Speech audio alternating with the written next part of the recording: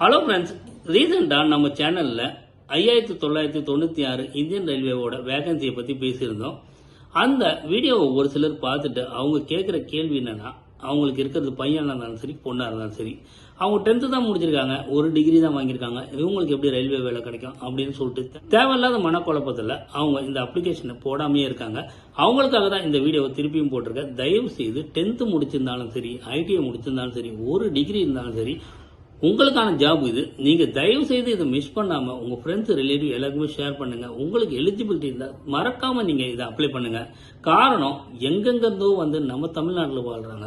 நம்ம தமிழ்நாடு மக்கள் எதுக்காக தேவையில்லாம வெளிநாட்டுக்கு போயிட்டு 50,000 ரூபாய்க்கும் 25,000 ரூபாய்க்கும் கஷ்டப்பட்டு வேலை செய்யணும். தமிழ்நாட்டில் இருக்க பசங்க ஐடியில் வேலை செய்யறேன்னு சொல்லிட்டு பந்தா காட்டிட்டு சுத்தலாம். ஆனா வெறும் 15,000 ரூபாயிலிருந்து 30,000 ரூபாய்க்குள்ளதான் இப்போ இருக்க நிலைமைக்கு அவங்க சம்பளம் தராங்க. இந்த ரயில்வேல நீங்க ஜாயின் பண்ணீங்கன்னாக்கா, அதாவது இந்த கேட்டகரியில நீங்க ஜாயின் பண்ணீங்கன்னாக்கா, பேசிக் பே மட்டும் 19,000 ரூபாய், மற்ற அலவன்ஸ் எல்லாம் சேர்ந்து 60,000 ரூபாய். இந்த 60,000 ரூபாயோட நிற்கும் அப்படின்னு நினைக்கிறீங்களா? இல்ல, அதுவும் இல்லாம ரன்னிங் அலவன்ஸ் சொல்லி கொடுப்பாங்க.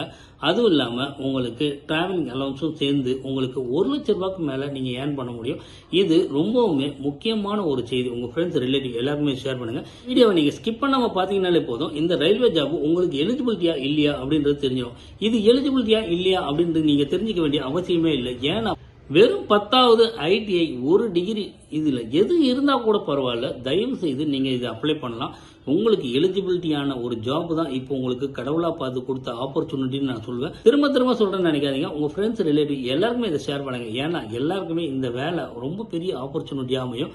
5000 வேகன்சி சும்மா இல்லைங்க. நம்ம தமிழ்நாடுல நமக்கு ஒரு கவர்மெண்ட் ஜாப் கிடைச்சா எவ்வளவு கெத்தா வாழலாம். தயவு செய்து புரிஞ்சுக்கிங்க.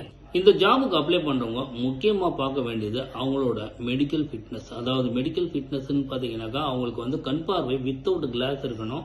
கண் பார்வை ரொம்ப நல்லா இருந்தா மட்டும்தான் இந்த அசிஸ்டன்ட் லோகோ பைலட் ஜாபுக்கு நீங்க எலிஜிபிலிட்டி. நீங்க எலிஜிபிலிட்டியா இல்லையா அப்படின்றதுக்கு இந்த ஒரு விஷயம் நீங்க முடிவு பண்ணிக்கணும். நீங்க கண்ணாடி போடுற மாதிரி இருந்தா கட்டாயமா இந்த ஜாபுக்கு நீங்க எலிஜிபிலிட்டி இல்லை. அதாவது உங்களுக்கு பார்வை திறன் நல்லா இருந்தால் மட்டும்தான் உங்களுக்கு இந்த ஜாப் ஆப்பர்ச்சுனிட்டி கிடைக்கும். அதை மனசில் வச்சுக்கோங்க. திரும்பவும் சொல்கிறேன், ஐடிஐயில் எந்த ட்ரேடு முடிச்சிருந்தாலும் பரவாயில்ல, டிப்ளமோவில் எது முடிச்சிருந்தாலும் பரவாயில்ல, இன்ஜினியரிங் டிகிரி முடிச்சிருந்தாலும் பரவாயில்ல, வெறும் டிகிரி முடிச்சிருந்தாலும் பரவாயில்ல, தயவு செய்து புரிஞ்சுக்கங்க. நீங்கள் கண்ணாடி போடாத ஒரு பர்சனாக இருந்தீங்கன்னாக்கா, அதாவது ஸ்பெக்ஸ் யூஸ் பண்ணாத பர்சனாக இருந்தீங்கன்னாக்கா, உங்களுக்கு இந்த ஜாபு கட்டாயமாக எலிஜிபிலிட்டியான ஜாபு தான். நீங்கள் அப்ளை பண்ணுறதுக்கு உங்களுக்கு முழு தகுதியும் இருக்குது. நீங்கள் அப்ளை பண்ணுங்கள்.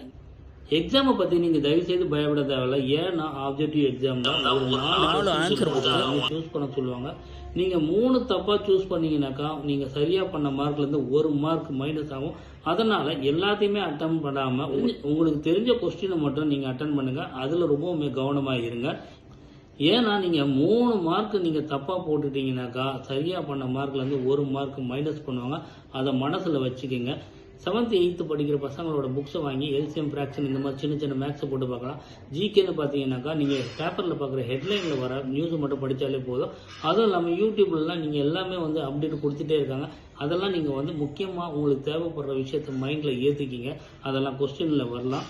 தயவு செய்து நீங்கள் மிஸ் பண்ணாமல் இதை அப்ளை பண்ணுவீங்கன்னு ஒரு நம்பிக்கையில் தான் இந்த வீடியோ போடுறேன். உங்கள் ஃப்ரெண்ட்ஸ் ரிலேட்டிவ் எல்லாருக்குமே இதை ஷேர் பண்ணுங்கள். இது நம்ம just look GLR channel. Skip பண்ணாமல் எப்பயுமே பார்க்கறதுக்கு முயற்சி பண்ணுங்கள்.